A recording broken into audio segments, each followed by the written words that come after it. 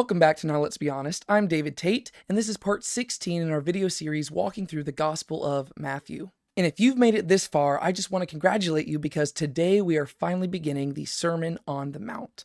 And we're not actually going to jump into the text of the sermon quite yet today, but this video is actually going to serve as more of an introduction to the sermon itself. And the main reason I'm doing that is because it's my conviction that if you can understand Scripture from a big picture perspective, then it's a lot easier to go more in depth. And since we're not being exhaustive in our study of the Gospel of Matthew in this series, we're specifically looking at it from specific angles and tracking certain things, and we're really trying to grasp what Matthew's ultimate goal is behind everything that he's sharing here, because there's obviously so much more he could have shared, but he's choosing selectively what to share about the life and ministry of Christ. It's my conviction that if we can understand things from a big picture perspective, even if we're not exhaustive in these videos, later on you can go and you can study these passages, and because we've looked at the big picture, you'll be able to get even more in-depth study of these passages on your own personal study. And so ultimately, the reason why I'm doing all these big picture things throughout this series, I know it might be kind of frustrating because everybody just wants to get to the text itself, but the reason I'm doing this is ultimately because I'm hoping that it will bless you and ultimately serve you in the future whenever you return to these passages in the future. And so what I'm wanting to do and what I'm wanting to accomplish in this video is I really want to answer two main questions. I want to answer the question of, firstly, what does it seem like Jesus' purpose is when he's delivering the Sermon on the Mount? And secondly, what does it seem like Matthew's purpose is whenever he includes the Sermon on the Mount in his gospel? And I know it might seem like those two questions are the same, but they're really not, and here's why. First off, whenever Jesus delivered the Sermon on the Mount, it seems like, by and large, this is just a collection of teachings that he probably would have given at a bunch of different places, right? I don't think that we are to assume that Jesus only delivered these teachings at any one given point. In fact, in the Gospel of Luke, we have Jesus delivering what's described as a sermon on the plain, and a lot of the teachings are exactly the same. And so I think that these teachings, in many ways, are an embodiment of the core structure, like the core body of Jesus' teachings. And so, yes, he did deliver them in this Sermon on the Mount, but I think at large it represents the big picture of his ministry. And so whenever he's delivering this, I don't think that it necessarily would have been this huge, big sermon prep where it was like, wow, this is just like the sermon to end all sermons. I don't know if he would have viewed it that way. I think that he would have viewed this as him just teaching people about what his kingdom's going to look like. And so I want to just look at the content of the sermon and figure out what it seems like Jesus thinks he is accomplishing through the sermon itself. Right? But then we also have to look at Matthew's end of things, right? Because Matthew, he has taken all of Jesus' life and ministry, and he has taken them and he has given them structure, and he has selectively chosen what to include and what not to include. And so what we need to do is we need to look at where the Sermon on the Mount falls into the Gospel of Matthew, what comes before it, what comes after it, what is inside of it, and we need to figure out what does it seem like Matthew's goal is in sharing the sermon right here at this point in his gospel.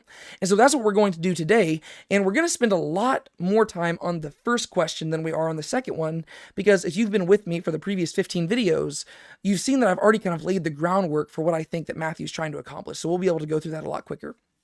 But let's start with that first question. Why did Jesus give the Sermon on the Mount to begin with? What was Jesus' purpose? What were his motives behind this? And ultimately, right off the bat, I just got to clarify. We're not going to be able to know this inherently, right? Because this would require me to be able to read Jesus' mind or to read Matthew's mind in order to answer these questions. But all we can do is we can look at the text of Scripture itself and try our best to discern what is being accomplished. And as best I can discern, Jesus has three primary goals behind this sermon. The first one is to fulfill prophecy. The second one is to fulfill the law, and the third one is to fulfill righteousness. And we're going to look at all three of these more in depth over the course of this video. But if you've read the Gospel of Matthew at all, you'll notice that I have gone out of my way to specifically choose language that references things that we have seen in the Gospel of Matthew so far, right? And that's because before we actually jump into this, I want to give a quick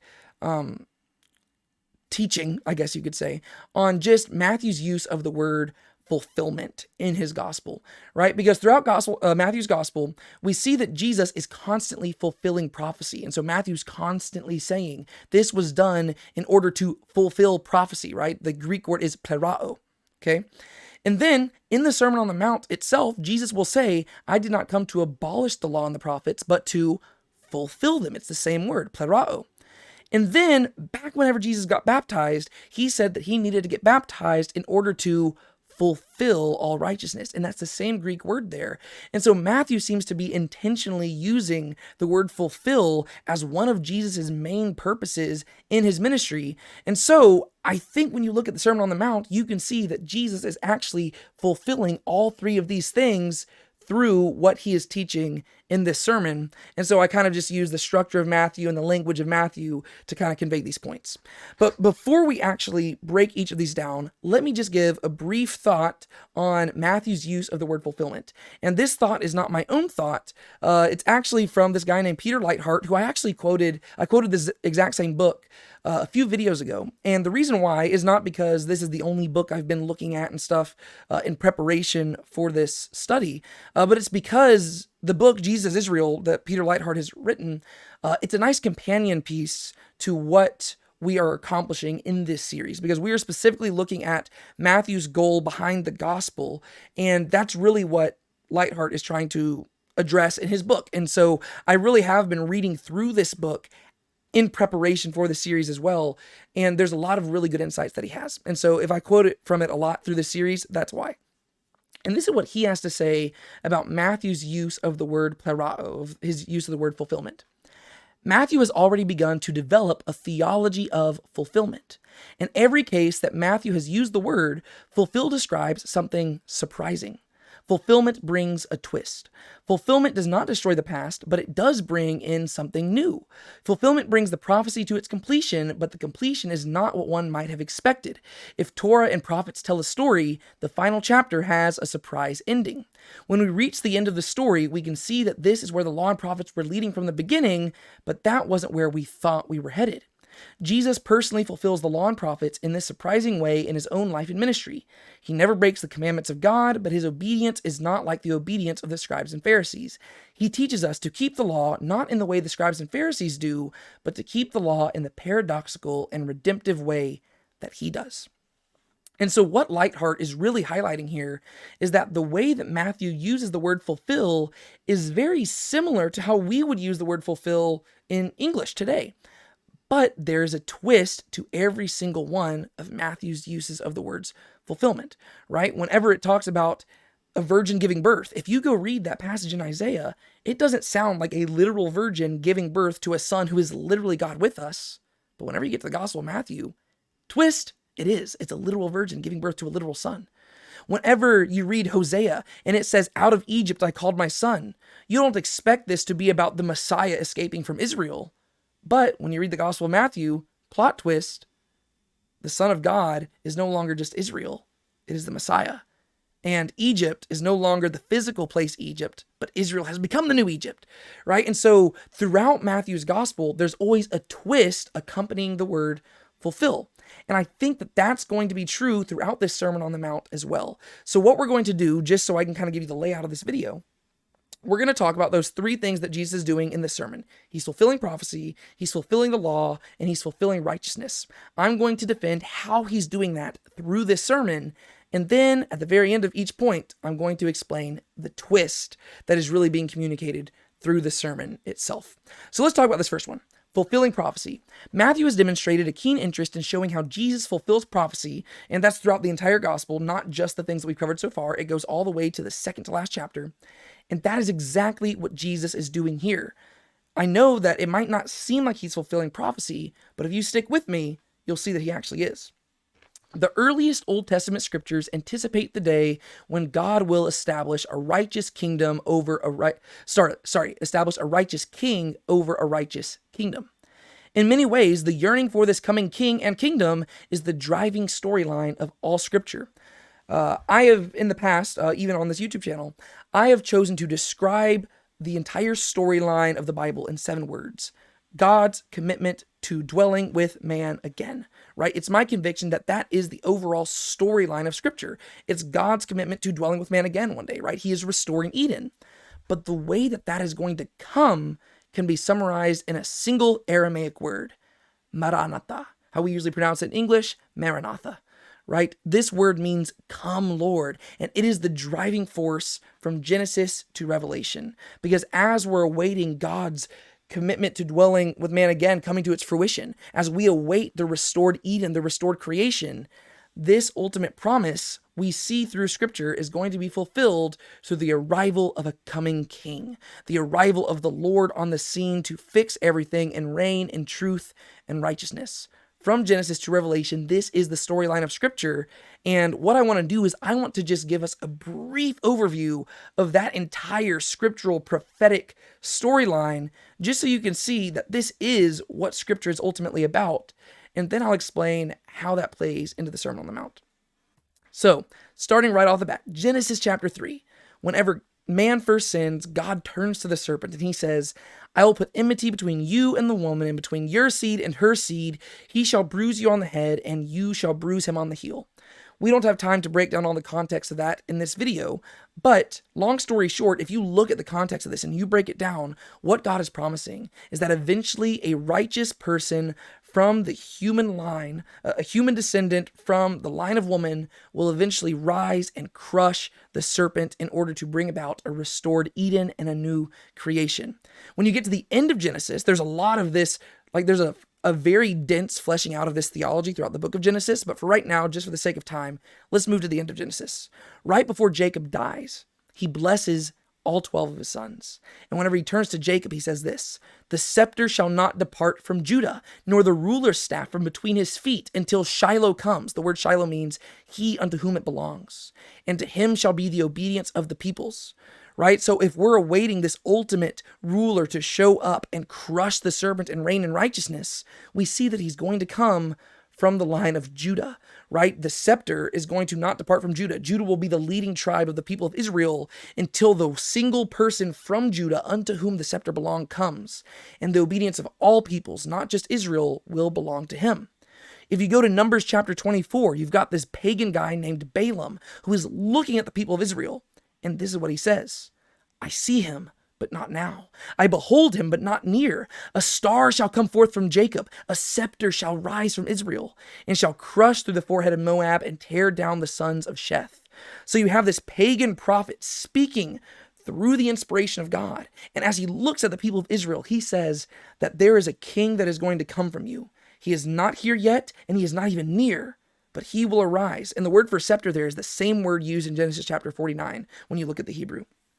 So there's going to be this king to arise from Israel who will reign in righteousness. He will crush the serpent, and he will rule over all peoples.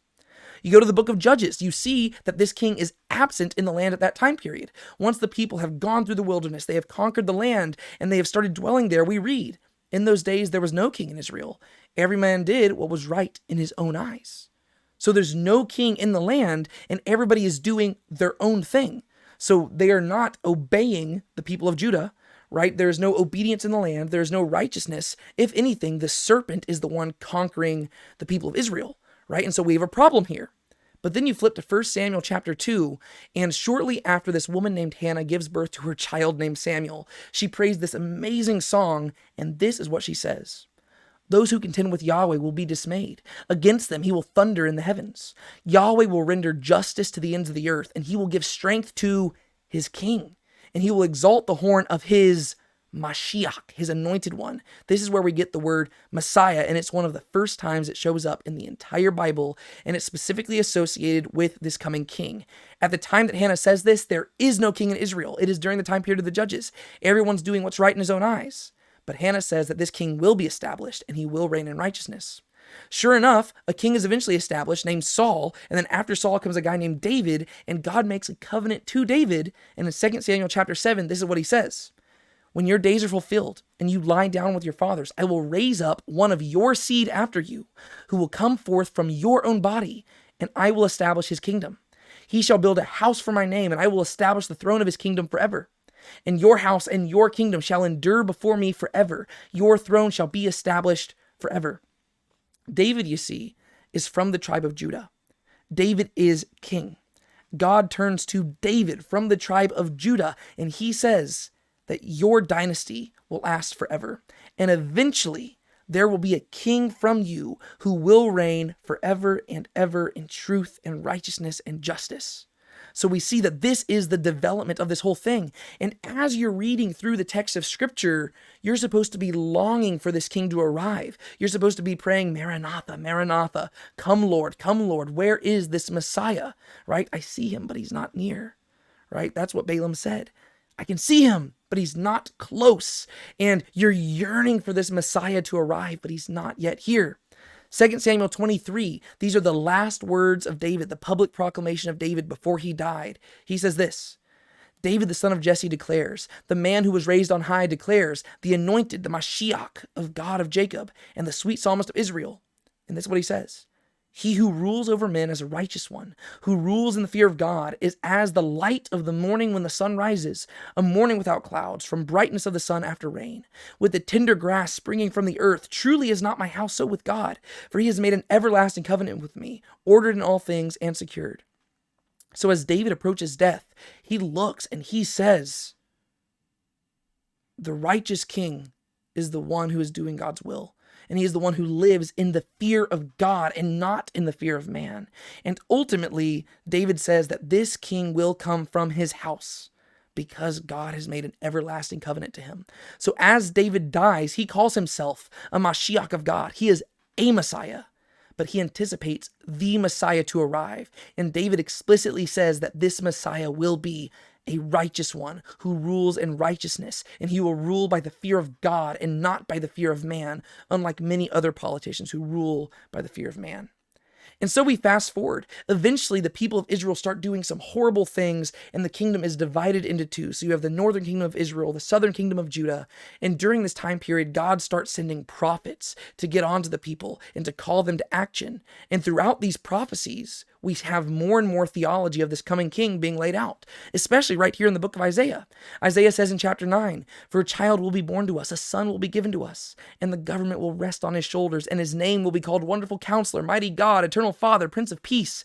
There will be no end to the increase of his government or of peace on the throne of David and over his kingdom to establish it and uphold it with justice and righteousness from then on and forevermore. The zeal of Yahweh of hosts will accomplish this. Later on in chapter 32, he says, behold, a king will reign righteously, and princes will rule justly. Each will be like a refuge from the wind and a shelter from the storm, like streams of water in a dry country, like the shade of a huge rock in a weary land. Then the eyes of those who see will not be blinded, and the ears of those who hear will pay attention. And the heart of the hasty will discern knowledge, and the tongue of the stammerers will hasten to speak clearly. Later on, we see this, Isaiah chapter 42. Behold my servant, whom I uphold, my chosen one, in whom my soul is well pleased. I have put my spirit upon him. He will bring forth justice to the nations. He will not cry out or raise his voice, nor make his voice heard in the street. A crushed reed he will not break, and a faintly burning wick he will not extinguish. He will bring forth justice and truth. He will not be faint or crushed until he has established justice in the earth, and the coastlands will wait expectantly for his law. So through all of these texts from Isaiah, he anticipates the arrival of this ultimate child to come from the loins of David, this righteous branch to come from the stump of Jesse, this righteous king who will establish justice not merely in Israel, but through all the earth, right? The longing of the Old Testament scriptures is the arrival of this Messiah, this righteous king who will reign in righteousness and establish a righteous kingdom. We haven't talked about the Sermon on the Mount yet. I know, you're probably wondering where I'm heading with this. You'll see where I'm heading if you just hang with me. Psalm 110. Yahweh says to my Lord, this is David speaking. Yahweh says to my Lord, sit at my right hand until I put your enemies as a footstool for your feet. Yahweh will stretch forth your strong scepter from Zion, saying, have dominion in the midst of your enemies. So once again, this is David speaking about this coming descendant from his own loins, yet he calls this descendant his own Lord, as if the Lord that he's talking to already existed. And so he's a man, but in some way he's more than a man, because God has already said this to him, even though he has not yet been born. And he will have dominion. Later on, this is what Jeremiah says.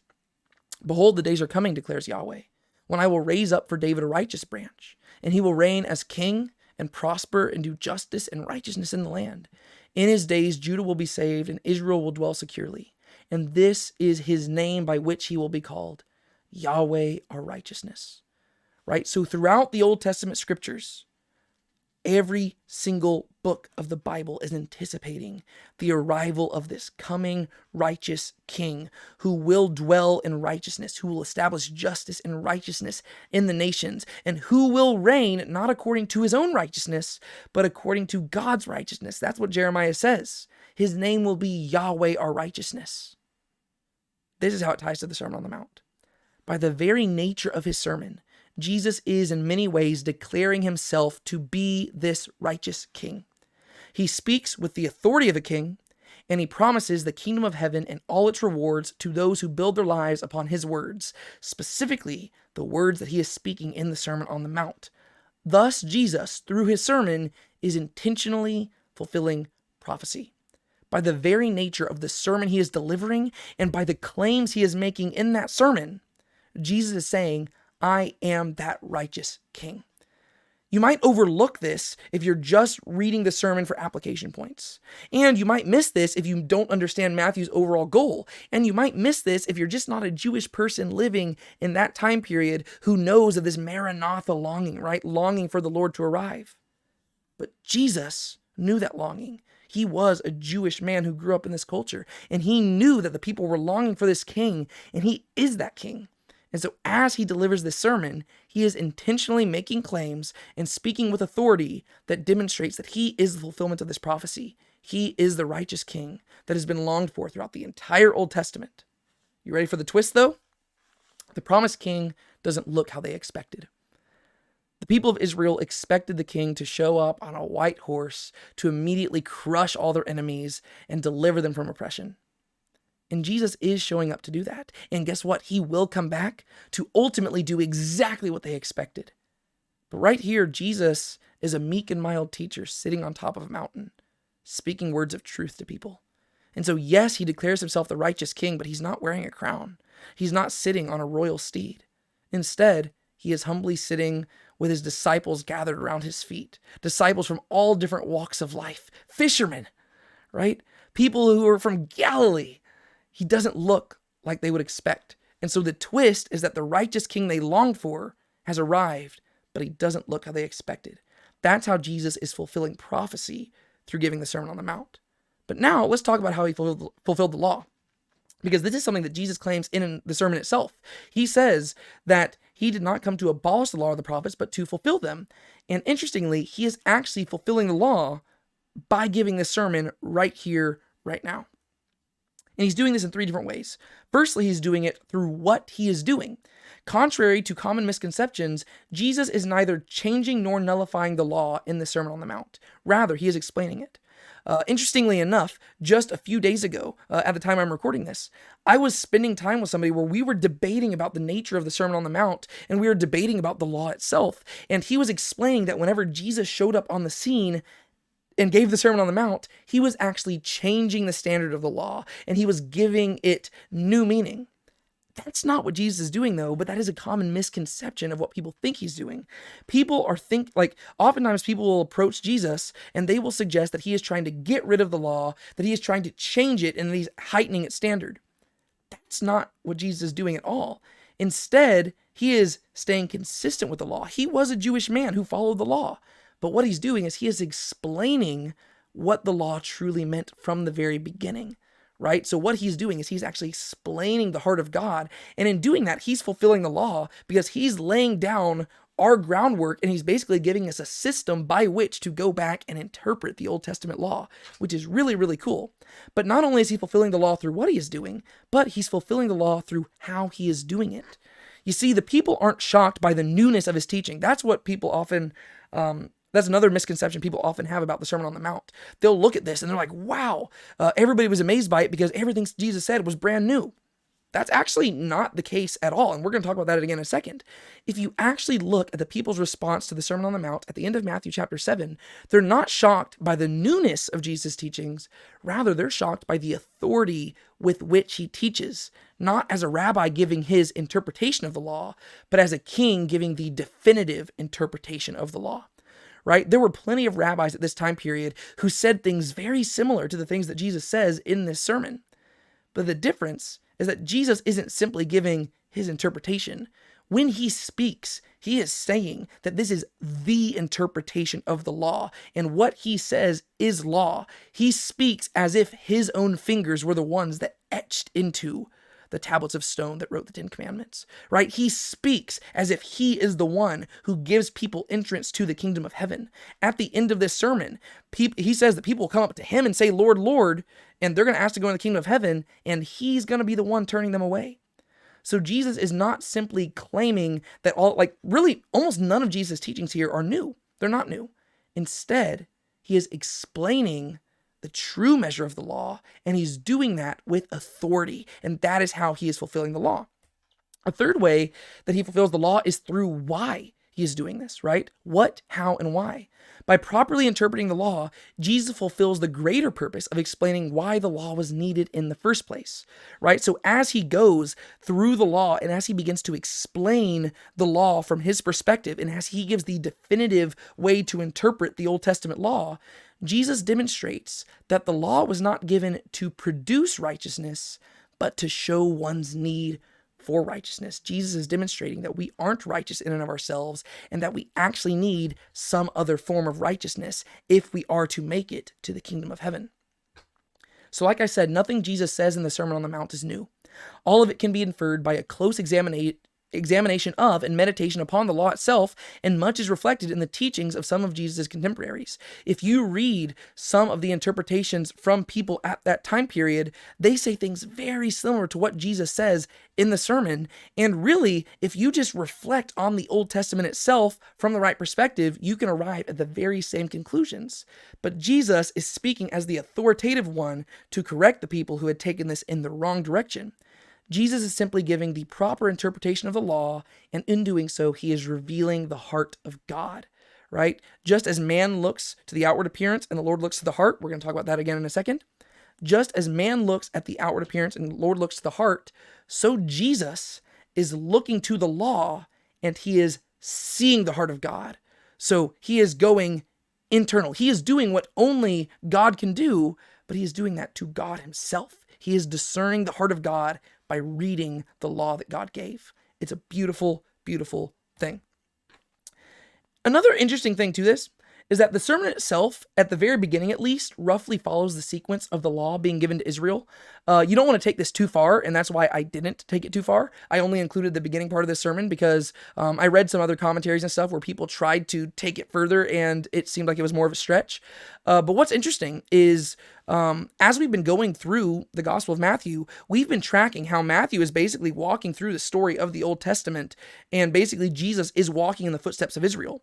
And where Matthew chapter 4 leaves off is at Exodus chapter 19, for the parallels, it's with Exodus chapter 19 with God arriving on Mount Sinai. Interestingly, when Jesus gives the Sermon on the Mount, it begins to walk through the following passages, right? He talks about the Ten Commandments, right? He quotes 3 of the Ten Commandments at the beginning of his sermon. One of them, he's actually not quoting one of the Ten Commandments. He's actually quoting Leviticus chapter 19, but it's very similar to commandment number 9 about false witness, right? But he actually talks about false vows. Right? And so he quotes commandment 6, he quotes commandment number 7, he actually references kind of commandment number 9, and then he continues to quote from Exodus chapter 21. He continues to quote from Leviticus chapter 19 and referencing Exodus 21. And if you just look at this going down, the things that Jesus is addressing in his sermon at the beginning is literally just walking through Exodus chapters 20 and 21 and 22 and 23, and then also Leviticus chapter 19. And so it seems like Jesus is methodically fulfilling the law through the very nature of his sermon, because he is going through the law as it was given to Israel, starting in Exodus chapter 20, and he is explaining the heart behind the laws that God gave. And so that actually is really cool, and I just thought that was worth highlighting. So Jesus claims not to abolish the law, but to fulfill it. He does so by 1, giving the law's proper interpretation, 2, satisfying the law's demands, and 3, accomplishing the law's intended purpose. These are the 3 ways where Jesus primarily fulfills the law, not only in this sermon, but also in his life, right? So he gives the law's proper interpretation in this sermon, but he satisfies the law's demands and accomplishes the law's intended purpose through ultimately his life in and of itself, right? Because what we see with the Old Testament law, through the Mosaic law given to them at Mount Sinai, is that this law never seemed like it was intended to be an everlasting thing. So Jesus is not abolishing the law as much as he is bringing it to its intended conclusion, because he is paving the way for the transition from the Old Covenant to the New Covenant, right? And so that's what Jesus is doing. He's not abolishing it. He's just accomplishing its purpose through his life, his ministry, and his teachings. Here's the twist. As we're going to see in the Sermon on the Mount, the entire law was given to point to Jesus, and to follow him is to actually follow the law. At the very end of this sermon, Jesus is going to come to the conclusion that whoever lives their life based upon his words is like a wise man who built his house upon a solid rock, whereas somebody who rejects his word is like a foolish man who built his house upon the sand, right? So Jesus is going to come to the conclusion that if you follow him, you are truly following the law, because ultimately you are following the proper standard of righteousness that so many people had missed out on. Which leads us to the third thing that Jesus is trying to accomplish through the Sermon on the Mount, and that is fulfilling righteousness. Matthew has demonstrated an interest in showing how Jesus fulfills righteousness. He showed this back in Matthew chapter 3 when Jesus was baptized. He turned to John and said, "This must be done in order to fulfill righteousness." So, and what's unique about this one is that this is another place, kind of like the last one, where Jesus explicitly says himself that it is his goal to do these things, right? So Matthew, he's constantly talking about how Jesus fulfills prophecy, but Jesus himself is the one who says that he has come to fulfill the law. So Jesus goes into his life knowing it is his goal to fulfill the law. At his baptism, he demonstrates that it is his goal to fulfill righteousness. So we know this is a conscious thing on Jesus' mind as he goes throughout his life. So I think that he's doing that in the sermon. And that is exactly what Jesus is doing right here. The central theme of the sermon itself is righteousness. Like if you look at Matthew 5 through 7 and you're trying to find one central theme, it is righteousness. The sermon revolves around the central theme of specifically embodying a righteousness that surpasses that of the scribes and Pharisees. This is Jesus' aspiration for and his demand of the citizens of his kingdom. Right? The righteousness that Jesus presents in the Sermon on the Mount is not simply a righteousness that is optional for the people of his kingdom. Rather, it is his demand, right? Because Jesus is a Jew who lives by the law, and the law is the law given by God for the people of God. And so Jesus says, here's the proper way to interpret the law, and here's the proper way to apply it. And if you don't have a righteousness that surpasses that of the scribes and Pharisees, then you're not making it into the kingdom of heaven. And that might sound kind of scary, and you might be thinking, oh, whoa, David's about to ask us to return to the law and start submitting ourselves once again to the commandments of the Torah. That's not what I'm going to do, and you're going to see why through what I'm going to say right here. Because through fulfilling righteousness, Jesus is going to highlight what true righteousness actually is. So as Jesus goes through this sermon, this is what Jesus demonstrates, and you can find all these points through just breaking down the sermon itself. Firstly, the law wasn't given to save man, but to point out man's need for salvation. Secondly, the law wasn't given to make man righteous, but to point out his unrighteousness. In fact, the law itself couldn't make man righteous. Thirdly, the law wasn't given to produce the fear of man, but rather to produce the fear of God. Fourthly, from the very beginning, the law demanded more than mere external change. It was always pointing towards an internal change. Fifthly, true righteousness transcends the mere letter of the law. This is a big aspect of what Jesus is saying.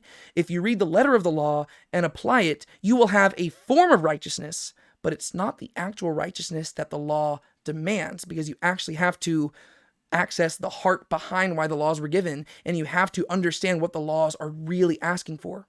Sixthly, true righteousness isn't solely rooted in transformed actions. And seventhly, true righteousness is rooted in a transformed heart. That ultimately is what Jesus is arguing that the law was advocating. And so in order to follow the law, ultimately you have to have a transformed heart. But that's something the law can't do in and of itself, which what Jesus is going to argue and what Jesus is going to demonstrate throughout this entire sermon is that righteousness, if man is to have it, cannot come from in and of himself. Right? And so if you take these 7 things that Jesus has communicated through his sermon, you can come to these 2 conclusions. Firstly, the external actions alone are not enough to satisfy the righteous demands of God. The law demands God's righteous standard, but it cannot itself make man righteous. And secondly, a man can obey the letter of the law without being right with God. This is something that Jesus is going to highlight at the very end of his sermon once again to reference this passage. Not everyone who says to me, Lord, Lord, will enter the kingdom of heaven. Many will stand before me, and they will list out this whole list of amazing things they did in my name. But I will turn them away and say, depart from me, I never knew you, you workers of lawlessness. Right? So Jesus is saying that one day people are going to show up to him, and they're going to say, Jesus, we did our very best to follow the 613 commands of Torah, and we even went above and beyond, and we did all these amazing things. And he says, that doesn't make you right with God. You need to know me. Right? And so what Jesus is highlighting in this sermon is that there is a form of righteousness that comes from the law, but that is not the form of righteousness that God demands. However, the form of righteousness that God demands can be found in the law if you're reading the law correctly. That is what Jesus is communicating. And one thing I kind of already highlighted is that Jesus' primary goal is to highlight the true standard of righteousness in contrast to that being promoted by the scribes and Pharisees, right? He's going to explicitly say this throughout the sermon on multiple occasions where he's going to be like, hey, do this, don't be like the scribes and Pharisees because they're being hypocrites, right? And so many times throughout the sermon, Jesus is going to form this contrast, which shows us that he is trying to demonstrate what true righteousness is. In fact, that is what he says if you want to enter the kingdom of heaven. Unless your righteousness surpasses that of the scribes and Pharisees, you can't enter the kingdom of heaven. And you've got to realize that at the time period that Jesus is giving this sermon, the scribes and the Pharisees are like the standard of righteousness in everybody's eyes. And so that has to be a baffling claim to people. How am I supposed to be more righteous than the scribes and Pharisees? Well, Jesus is giving the sermon to demonstrate how. Because what you have to understand is while the scribes and Pharisees rightly recognize the heightened righteousness demanded by the law, they built the hedge in the wrong direction. To their credit, the scribes and Pharisees looked at the law and they really wanted to honor God. And so what they did is they built a hedge around the law to make sure that they weren't violating it. However, they built the hedge in the wrong direction. If the law said, don't be within 3 feet of this person, they're like, I'm not going to get within 5 feet, right? If the law said, don't do work on the Sabbath, they're saying, I'm not even going to pick up grain on the Sabbath. I'm not going to walk beyond this distance on the Sabbath. I'm not going to pick up a mat on the Sabbath, right? If the law said that, I'm blanking on other examples that we find in scripture. Why am I blanking? Just all these different examples. If the law says, do this, they would build upon it and they would expand upon it and they would enforce other people to follow this as well. The issue is that they expanded upon it in the wrong way. And really, there wasn't the need to expand upon it. Rather, they just needed to read it rightly. And so I think we can create this table and we can compare the perspective of righteousness being touted by the scribes and Pharisees, and we can contrast that with the perspective of righteousness being demanded by Jesus in this sermon. And so we see that the scribes and Pharisees, they heightened the law by increasing its external demands, and they did this via the oral law that they developed. And we can still access this oral law nowadays, right? This is where we get like the Talmud and the Midrash and all these different things. This is the oral law that Rabbinic Judaism still develops and follows, right? They created this hedge around the law to try and keep them from violating the law, but unintentionally, it actually led them to violate the law because they missed the heart behind the law, right? So they heightened the law by increasing its external demands. In contrast, Jesus heightened the law by increasing its internal demands, namely in seeking God's heart. And maybe it's a misnomer to say that he heightened the law and that he increased its demands. I mainly just phrase it that way to contrast it with the scribes and Pharisees. But really what Jesus is arguing in the Sermon on the Mount is not that he's increasing anything. He's just explaining what the standard was from the beginning. And in doing that, you kind of have to increase the law's demands because ultimately the law itself was demanding that you go beyond what it was simply asking at face value. It was supposed to teach you a culture and a worldview. The scribes and the Pharisees promoted a righteousness that was rooted in the fear of men, an external righteousness that would impress humans, right? If you look at the various different things that the Pharisees did to build a hedge around the law, they might not have thought about it this way. They would have thought that they were doing this out of reverence for God, but inherently, all the things that they did were things that were external actions that would have ultimately led to the praise of men. That's why everybody viewed them as so righteous, right? These are the guys who stood on the street corners and they prayed. These are the people who always just walked around moping because they were fasting all the time, and they just always looked like they were depriving themselves for the kingdom. And so everybody looked at them and they were like, wow, those are some righteous people. These are the people who just had these giant phylacteries, and these people who wouldn't even pick up a mat on the Sabbath day because that's how righteous they were. But ultimately, if you look at it, those are things that God isn't impressed by. Man might be impressed by them, but that's because man looks to the outward appearance and the Lord looks to the heart. So the Pharisees, their intentions were good and they wanted to obey God, but you can see who they truly feared by the way that they tried to obey God. They did it by exalting themselves, not exalting God. In contrast, Jesus promotes a righteousness that is rooted in the fear of God, which leads to an internal and external righteousness that would impress God. I was tempted here to just put an internal righteousness to contrast it with the scribes and Pharisees, but that's also that'd be a misnomer that a lot of people also get wrong about Jesus. They will suggest that in the Sermon on the Mount, Jesus is simply making things about the matters of the heart, and it's not about external stuff at all. No, you're going to see that Jesus gives explicit commands about external ways where you can demonstrate this internal righteousness. What Jesus is demonstrating is that religion itself is not enough. A relationship must precede it. This is actually something that we see nowadays, right? People talk about, Christianity isn't a religion, it's a relationship. That's hogwash, right? Christianity is a religion, but it's a religion that is only properly exercised if it is preceded by a relationship, right? That's what we have to realize, because the Pharisees, they were engaging in dead religion, right? They were simply going through the motions and trying to impress God. Well, Jesus is like, yeah, you should live differently. Things should change. You need to live different externally, but you can't be doing that because you're trying to impress people. You've got to do it because your heart has been changed by God and you have a desire to live for God. And therefore, regardless of what other people think, you're going to live differently. And so what Jesus is going to say is that some of the things that you do externally might not necessarily appear righteous to other people, and you might not receive the praise of men. In fact, people might hate you because of doing the things that I'm asking you to do, but you do them because you fear God, right? And so you have this contrast between the two types of righteousness. The Pharisees and scribes, they promoted a righteousness that was rooted in conformity to rules, and through this, they emphasized performance over motive. Right? So if you just look at how the Pharisees promoted following the law, it wasn't necessarily about your motive behind why you were doing things. It was simply about the performance itself. You picked up a mat on the Sabbath, and I don't care why you did it, it was wrong, right? That is how they thought. It was about conforming to the rules that they had established, and these were just human traditions that they came up with, right? It wasn't things that God specifically demanded in the law. If they were only demanding the things that God demanded in the law, it would have been fine. But the thing is, they built this entire oral law and demanded that people conform to their human traditions. This is what we call legalism.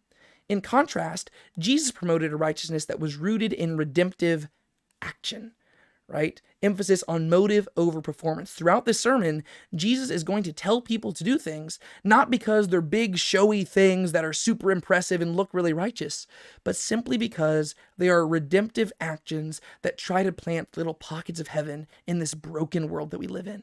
Right? That is what Jesus is encouraging his people to do. And so the righteousness that Jesus suggests and that Jesus promotes and that Jesus demands is a redemptive form of righteousness, not simply a righteousness that is about conforming to the social standards of that time and trying to look good in front of other people.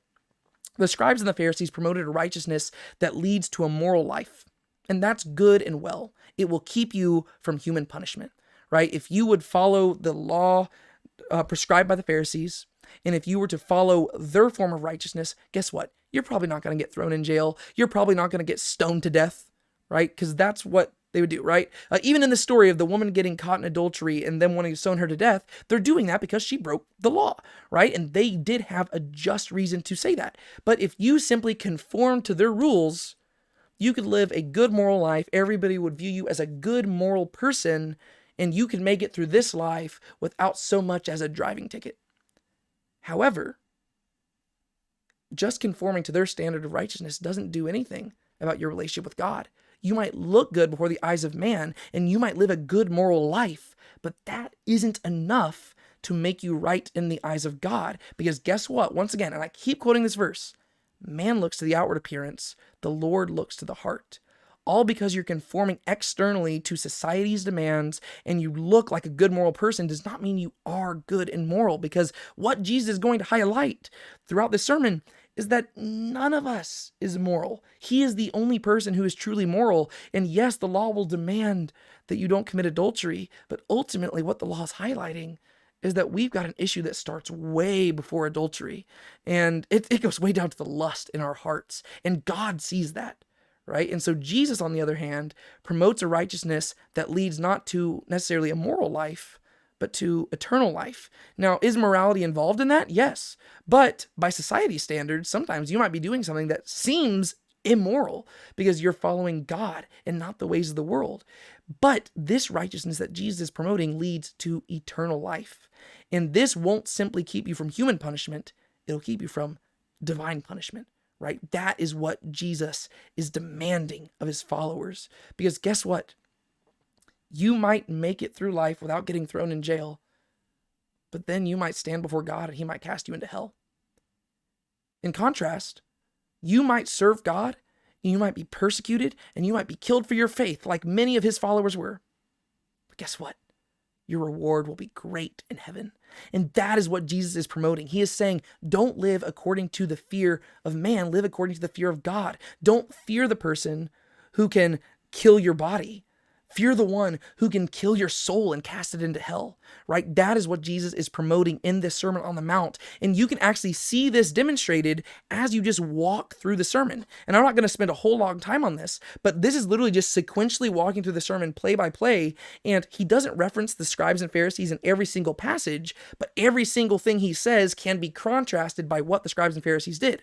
The Pharisees promoted a righteousness built on pride and self-righteousness. Jesus promoted a righteousness built on humility and self-awareness.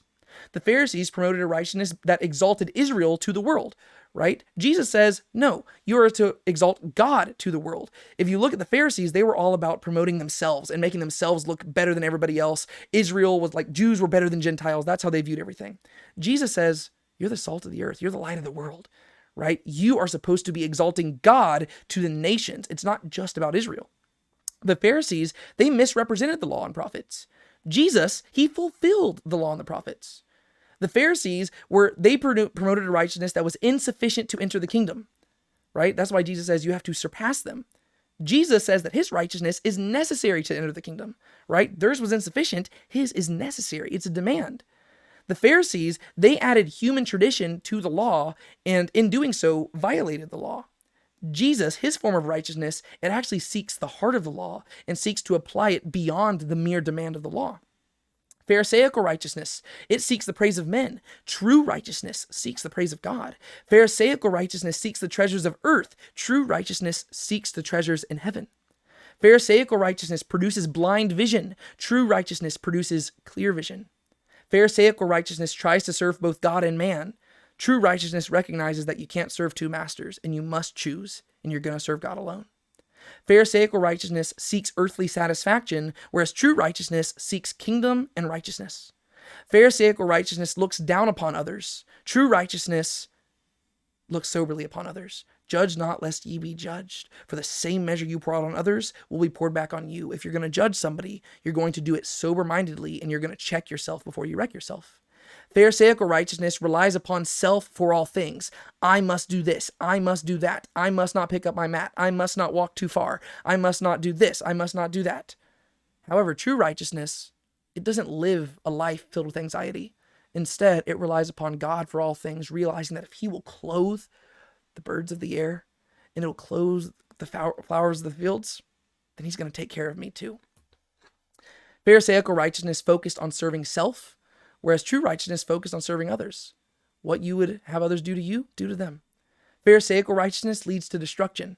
True righteousness leads to life. Pharisaical righteousness may be externally impressive, but it's internally corrupt. True righteousness is consistent both internally and externally, right? You have good trees, good fruit. Bad trees, bad fruit. Wolves dressed like sheep, right? That's what Pharisaical righteousness is. It looks good on the outside, but inside it's messed up. But if you're a follower of Jesus, you're a good tree producing good fruit. You're going to be consistent both inside and out because you're not putting on a show to impress men. You're being honest and you're living consistently with the God who sees all. Pharisaical righteousness is action-based and it cannot save, whereas true righteousness is relationship-based and it can save, right? If you're a Pharisee, you might follow the law to a T, but one day you'll stand before God and you will say, Lord, Lord, I did all these things in your name. Aren't you proud of me? I prophesied. I cast out demons. I did all these great things. And he's going to say, depart from me. I never knew you. However, if you follow the true righteousness being promoted by Jesus in the Sermon on the Mount, he'll say, well done, good and faithful servant. Come and enter rest. Pharisaical righteousness neglects the words of Jesus, whereas true righteousness is built on the words of Jesus. This is how Jesus is fulfilling righteousness through the Sermon on the Mount. When the Pharisees built a hedge around the law, they went the wrong direction. Instead of adding external rules and regulations, they ought to have sought to understand God's heart behind the laws. The direction they went demonstrated who they truly feared, God, not man. They concerned themselves with being self-righteous in their own eyes, not truly righteous in God's eyes.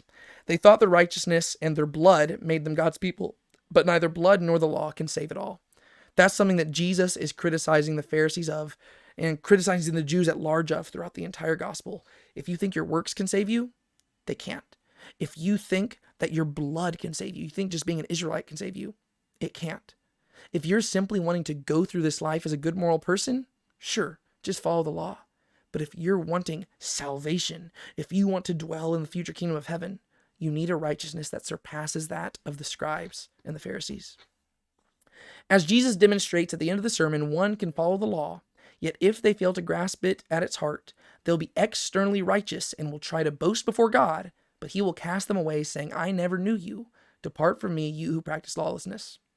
One who only follows the external demands of the law has missed the point of the law entirely and is no better than a worker of lawlessness. Let me repeat that again. One who follows the external demands of the law has missed the point of the law entirely and is no better than a worker of lawlessness. You might try to follow the law, but if you miss the entire heart behind why God gave the law itself, you're no better than a worker of lawlessness, and you might as well have just lived in sin your entire life. Sure, you might make the world better just by being a better moral person, but if that's the end goal, what was it all for? Right? And so Jesus is proving that you need to actually understand the heart of the law in order to follow it. And you ready for the twist? Actually, okay, I forgot to give the conclusion, but we'll do the conclusion and the twist. Thus, through the Sermon on the Mount, Jesus fulfills righteousness by 1, defining what true righteousness is, and 2, identifying himself and his followers as those who embody it. Right? So right off the bat, let me just talk about that. This is what Jesus is doing. This is how he's fulfilling righteousness. First off, he's defining what true righteousness is. You can't fulfill righteousness unless you explain what genuine righteousness is, and we realize it's an unattainable standard for humans, right? But he also does this. Secondly, he identifies himself and his followers as those who embody it. So not only does he explain what true righteousness is, he explains where it can be found. And he says that it's both in him and his followers, right? If you build your life upon his words, you will have this righteousness. But at the same time, this righteousness can't be attained by human merit alone, which leads us to the twist. This righteousness cannot be achieved through mere moral action. It is a righteousness that can only be received by faith. That is what Jesus is arguing for in the Sermon on the Mount.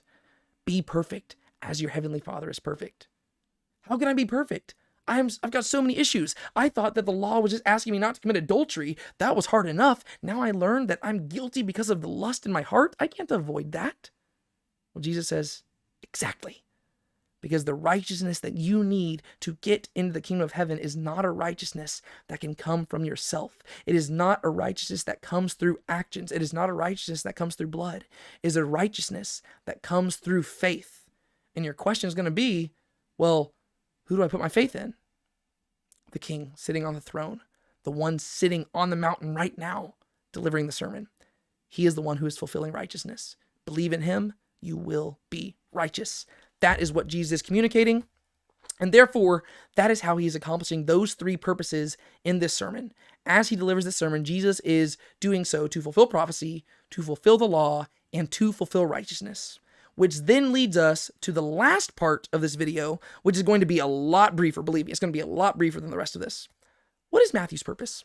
So we've talked about why it seems Jesus is delivering the sermon and what he's trying to accomplish in the text itself. But why didn't Matthew include the Sermon on the Mount where he included it right here? And what is he ultimately trying to accomplish through the Sermon on the Mount? Well, like the last one, I'm going to list three things, but I'm only going to reveal them one at a time. The first thing that Matthew is trying to accomplish here is that he is trying to show the authority of the king. Matthew has spent the first 4 chapters of his gospel authenticating Jesus, right? He cited prophecy, he cited story, he cited genealogies, he cited thing after thing after thing that demonstrated matter-of-factly that Jesus is the only legitimate person to have a claim to the throne of Israel and therefore to be the Messiah over all the nations, right? Matthew has demonstrated that. He's authenticated him. But now we have seen Jesus' authority promised. Now it's time to see his authority in place. And so what we see is that this story is bookended by things that are clearly about authority, right? This Sermon on the Mount, this discourse. It begins in the first 2 verses with Jesus ascending a mountain and sitting down with his people gathered around him as he begins to deliver his law. What does that sound like?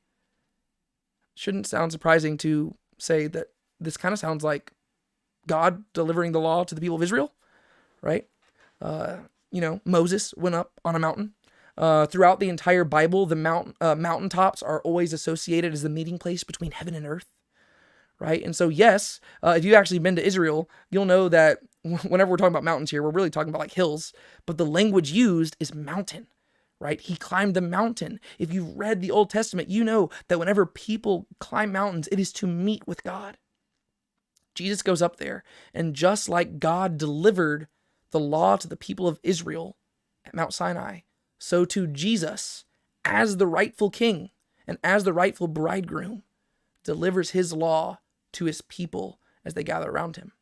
And sure enough, if you go to the end of the sermon after Jesus is speaking, what is everybody amazed by? His authority. They're all perplexed and they're amazed and they're like, we've never heard of somebody speak with such authority. He doesn't speak like our scribes. He doesn't speak like the Pharisees. He doesn't speak like the rabbis. This guy speaks like a king who has just issued mandates and edicts and laws. And so what Matthew is accomplishing here can be seen by how he bookends the sermon. Jesus goes up with authority to deliver this sermon, and at the end, everybody is amazed by his authority. Matthew is demonstrating the authority of Jesus that he just set the groundwork for in the previous 4 chapters. And sure enough, if you go into the following chapters, we're going to see a series of miracles that further demonstrate Jesus' authority. So Jesus is going to speak words of authority in these chapters, and then in the stories that follow that, we're going to see if he's all talk or if his actions back up his words. And we're going to see, spoiler alert, his actions do back up his words. So that's the first thing that Matthew is demonstrating there. But the second thing that he's doing is he is displaying the heart of the king right here. Because we haven't really seen that much about Jesus in the first 4 chapters, right? In the first chapter, we just see like a genealogy, right? And we get to see his birth. You go into chapter 2 and you see a little bit about his childhood, but even then he's a very passive character. And Jesus doesn't really come to the forefront until chapter 3, but even then that's at the very end. Chapter 3 starts about John the Baptist paving the way for Jesus. And then Jesus shows up at the end to get baptized. And then you go to Matthew chapter 4 and we get to see the character of Jesus whenever he goes off and he goes into the wilderness to be tested by Satan and he ultimately overcomes. So we see that he is a righteous king, the righteous king that was promised in the scriptures. And so we've seen his character, and then we see him go and we start seeing his ministry and he's going around preaching repentance, but we really haven't gotten to know Jesus quite yet, right? I mean, you have David talking about himself as the sweet psalmist of Israel, and we know these characters. Like you can go read about Moses in the Old Testament and you can perceive his character, right? You can go read about David in the Old Testament and you can perceive his character. You can go read the prophets and you can see the character of these people through their words. And then you can go later on into scripture and you can read the words of the Apostle Paul or the Apostle John, and you can read their character and you can see what they care about through the words that they say. We haven't quite gotten that with Jesus yet.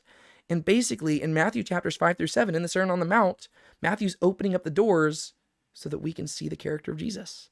He's saying, okay, well, not only his character, but his heart.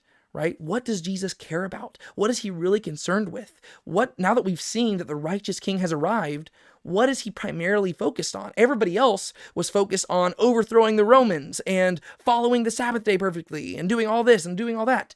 What does the truly righteous king actually concern himself with? What does he want from his people? What does he want for himself? What does he demand of a good life? How does he view righteousness if he is the embodiment of righteousness? These are the things that Matthew is trying to communicate through the sermon, right? This is who Jesus is. This is what he cares about. And this is setting the groundwork for everything to come. So he has to give this fairly early on in the gospel so that we just understand the things that make Jesus tick. This is what he cares about. These are the type of people that he seeks. These are the type of people who seek him. These are the things that he demands of his people. These are the things that he expects of his kingdom citizens. Right? You know these things so that when you read the rest of the gospel, you can read that in light of what we've already read previously. And so he's demonstrating the authority of the king, and he's demonstrating the heart of the king. But one of the chief things that Matthew is doing here is he is providing the manifesto of the kingdom. The Sermon on the Mount basically is to Matthew what Matthew is to the Bible in general. Right? I would ask you that basically the Gospel of Matthew itself is a Christian manifesto. It is basically laying the groundwork of what it means to be a Christian to its original audience, right? The Sermon on the Mount is to Matthew what Matthew is to the rest of the Bible. This Sermon on the Mount right here is Jesus laying down what he views his kingdom to be, right? And Matthew has taken this because he realizes it's a perfect representation of what we need to know about the kingdom, right? In it, Jesus is going to talk about the citizens of the kingdom, the character of the kingdom, the culture of the kingdom. He's going to talk about the expectations of the kingdom, the rules in the kingdom, the righteousness of the kingdom. And he's basically laying down exactly what it looks like to live in the kingdom of heaven and what it looks like to live like a kingdom citizen. That's what he's laying down here. And what I think Matthew is really trying to accomplish here is that this kingdom is nothing like the people expected. Right? Once again, there's a plot twist. The people, they had, for centuries and centuries and millennia even, they had been waiting for this righteous kingdom to arrive. But now that it's here, it looks way different than they'd expected. And that's because humans, in our own sinful state, we valued things differently than God valued them. And so whenever we thought about righteousness, we landed in the realms of the Pharisees and the Sadducees. And Jesus is here to say, hey, if you're waiting for the righteous kingdom, this is what it's actually going to look like. It's not going to look like what you thought. And so he's laying out this manifesto of what the kingdom's going to look like so that those people who are wanting to join can decide early on whether or not they want to be part of it, right? Because Matthew said, hey, chapters 1-4, here's the guy who I'm telling you, he's the Messiah through and through. There's no other option. He's the Messiah. And now Matthew chapters 5-7, he says, do you want to be on board? Because if you want to be on board, here's what you're signing up for, right? These are the type of people that he wants to seek him. This is what he expects of his people. And it's not like you might have expected, right? If you expected that it was all about receiving praise and honor and glory and triumphing over everybody else and saying, ha, ha, ha, I belong to the righteous kingdom, you don't. Matthew's like, that's not what it's about. It's not about pride. It's about humility. It's not about exaltation. It's about exalting God, right? It's not about proving that you're right. It's about being gracious and being loving and being kind and leaving the judgment to the king who in the end will ultimately take vengeance, right? That is what Matthew is communicating right here. And basically it's flipping the world on its head, and it's flipping the worldview on its head too. It's basically communicating that everything they thought about the kingdom was kind of wrong. And so that, I think, is what Matthew is trying to accomplish when he's sharing the Sermon on the Mount at this point in his gospel. He's showing the authority of the king, the heart of the king, and the manifesto of the kingdom. And that all being said, after that very long video, that's all I got for you today. Next week, we are actually going to jump into the text of the Sermon on the Mount, and I am very, very excited about that. I hope that you are as well. Thank you so much for hanging with me. I don't even know how long this video was. I haven't had a timer, but thank you for sticking with me. I really do appreciate it. I've really enjoyed just going through this series with y'all, and I can't wait to go into it further. Until next time, my name is David Tate. This is Now Let's Be Honest. Be sure to keep a smile on your face. Don't let anybody steal your joy, and I will see y'all next time. Until then, Maranatha. You read a verse, you sing a hymn, the money's in the plate. Sundays you mark out for him, but even then you show up late. You bought the shirt, you wear the cross, but sin throughout the week. For 30 shekels and a noose, you kiss him on the cheek.